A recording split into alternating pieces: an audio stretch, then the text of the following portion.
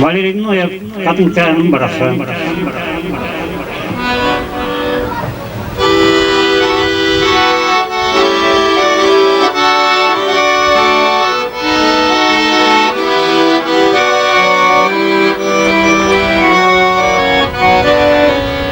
Soyun kampan olur sokak evine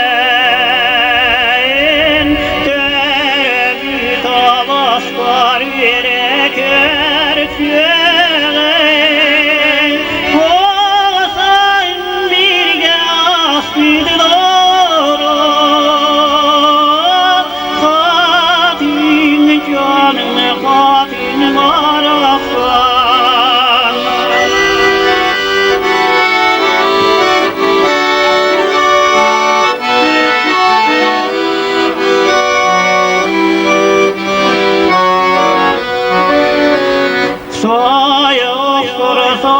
Mehmet'in ispehti Çağrın makaman ettiğimikin yeten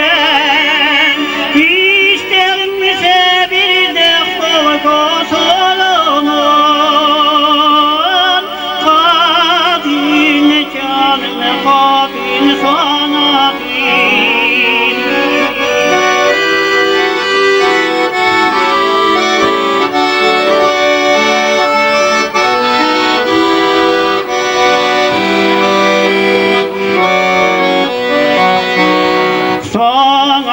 Tafsarini meldik etidin Doğru mekediyeden kurup gütebin Abdullah terebbütü doydun keretin Katin canının doğru mu